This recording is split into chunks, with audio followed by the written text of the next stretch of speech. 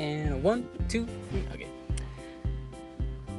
Well, hello there, third period. This is my senior project, and I did a draw of my life. And it's not a typical draw of my life. It really only shows some things that kind of molded me into the person I am today. So let's get started. I was born in Riverside, California, March 19th, 1997. I was born to my beautiful mother, and she was very excited to have me. I was one of those babies that came out like a demigod. I had blonde hair and blue eyes, and nice big toned muscles, and a mustache. I was a very sexy looking child. But anyway, I'm the second oldest in my family out of 5 kids. An older brother, obviously, my younger brother, my younger sister, and this little monster. So, one thing that I think that has impacted me my whole life and made me the person I am today are my parents separating. I only kind of remember my parents fighting a little bit, but they divorced about a year and a half after they had my younger brother. So I always tell him, it was his fault and that he's the cause of all the problems in the family.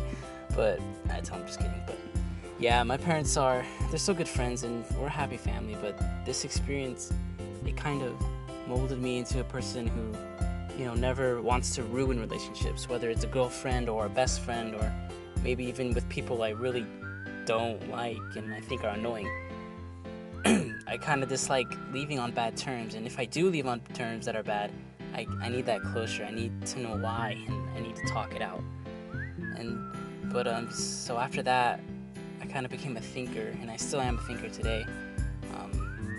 I think about the good things, the bad things, and how things could play out, and all the possibilities within a situation, and I still do today, and that's one thing that I actually like about myself. I think about philosophical things, like why do I exist? What happened before I existed? Was I conscious? Kind of stuff like that. But anyway, we're getting off topic. So I'm going to skip the timeline a little bit and move into elementary school. So in elementary school, I really found something that would change the way I am up until this point, up until this very day you're watching this video, and that was basketball. So I started playing basketball when I was 6 years old, and I still do to this very day. So that's 12 years, and I'd always get people telling me I'm really good and that I can make it to the NBA, and even the other team's parents would say I'm a ball of shakala. But with all the praise I got, I kind of became a little cocky and arrogant and big-headed. And that's what being good at something does. It makes your ego big, and you think you're all that, and that's how I felt back then. However, pride comes before a fall, and I finally met someone who could give me a challenge and make me work for that number one spot to be the best. So one day, my teammates were telling me this guy was really good and he might be better than me, and things like that. And obviously, I didn't like it because I was the best. So what I did was I'd walk back and forth between benches as both teams were warming up, and I was kind of like a ninja. Like I was watching him like this, but it turns out he wasn't better than me, but he was close. And after this game, this really made me think, like, maybe I'm not all that great and not the best anyone has ever seen. So, instead of me being cocky, I kind of began to be humble. And I know it's not humble to say that I'm humble, but I wasn't cocky anymore. And if I was the best, I try to encourage others to get better. And if I made game-winning shots, I wouldn't gloat like I used to. I would kind of just stay quiet. And like I said, instead of being cocky, I was kind of confident, which is the humble cockiness in my eyes. And if people do say I'm humble, maybe it's because I am. But anyways, I'm going to skip the timeline again one more time, and this last thing has probably impacted me the most in my life, and that's music. Not necessarily listening to it, but playing it. Music sort of expresses me in a way basketball couldn't. And I taught myself how to play the guitar, and I taught myself how to play, 1, 2, 3, just cut this out, 1, 5. I taught myself how to learn the chords really all by myself. I'd play it by ear, but I learned how to play the guitar, the drums, and the piano, and I kind of sing a little bit. But I never taught myself how to read sheet music, which is kind of ironic since I have a tattoo of sheet music on my arm, but that's the only thing I know how to read. But but anyways, I never learned I never learned it because it'll only take me a step backwards, and I want to progress. I don't want to start from the basics. But after I taught myself, I've kind of always wanted to play for everyone.